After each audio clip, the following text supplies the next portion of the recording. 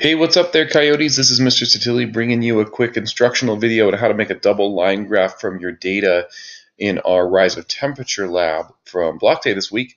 So I've got Google Sheets opened up here, and I've gone ahead and put in some sample data from our lab that we did when we removed the thermometer from the ice bath the other day. You can see I've got time and seconds entered here in 5-second increments. I've got room temperature, my room temperature control run here, and I've got my body temperature run entered.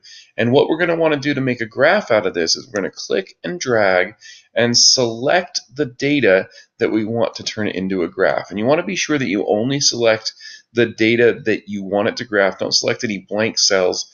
Google Sheets will try to graph those and it'll make things kind of wonky.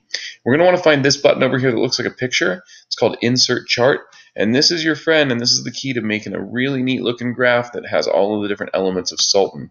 So I'm going to go ahead and push that button here, and here we go. I get the option right away. The program looks at our data and goes, hey, that looks like a double line graph. But I do get the option to pick different types of graphs here. We can do one of these called an area chart, stacked area chart. We can do this double line graph. You want something that's going to show your trend nice and clearly. So I'm going to go ahead and stick with the line chart. And there's some options here to play around with where the data actually comes from.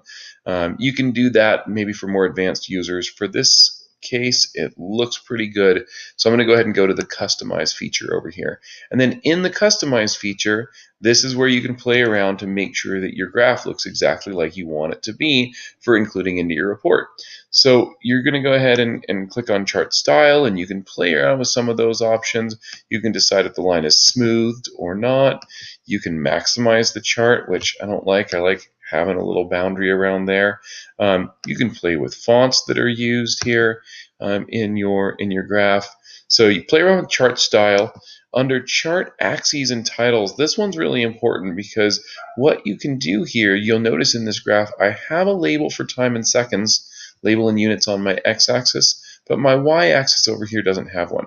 So I'm going to go ahead and select vertical axis title here, and it will ask me to insert my title text. So I'm going to say temperature in Celsius, because that was our responding variable. I'm going to put parentheses around my units, like we always should. And now I've got a graph that has my ultimate parts of Sultan, my title, my labels, and my units on both my x and y axis. Some other options to play around with there, but I'm going to go on to series. Now under series, this is where you can decide if you want it to show the points or not. So I can select circles. I can change the size of those data points. Those big ones looked a little weird. So we want to pick some points so we can see the points actually being plotted. I can change the thickness of my line. Lots of different options with that. I can decide where the axis is going to be. We're going to go ahead and leave it on the left, but just to show you, it could be on the right. So I'm going to go on the left axis. And then you can add a couple of interesting things. Error bars, if you had a study where you knew what the margin of error was on your measurements, you could include that. You could include data labels. You can include something called a trend line, which we'll learn about in a later unit. Right now I'm going to leave those things blank. Under legend, I can decide if I want to include a legend or not and where it's going to be. So I can put it at the top of the graph. I can put it on the bottom of the graph, but under position there, I'm going to go ahead and choose to have it on the right. I like how that one looks. Again, you can change fonts and things like that too. Now, horizontal axis options, that's where I can change the labeling on my horizontal axis. And I do encourage you to play around and see what changing some of these different things does. Vertical axis has the same types of options, again, fonting, sliding, things like that. Gridlines is an interesting way to play around with the scale of your graph. So notice here with the grid lines under the major grid line count, if I change that from the default, say I make 4 major grid lines, watch what happens to the scale here when I do that. Or 5, excuse me. Let's pick 5 major grid lines. And notice the scale of the graph then changes because I've got a grid line at 0, 10, 20, 30, and 40. So you can play around with your major grid lines. Minor grid lines are the ones that are not labeled. So I can insert 2 minor grid lines between each major grid line, or 3 or more. You don't want to get it so cloudy that it becomes hard to read, but you can play around with that piece. You can also do it for the horizontal axis. So I can change this to have maybe 5 major grid lines on the horizontal.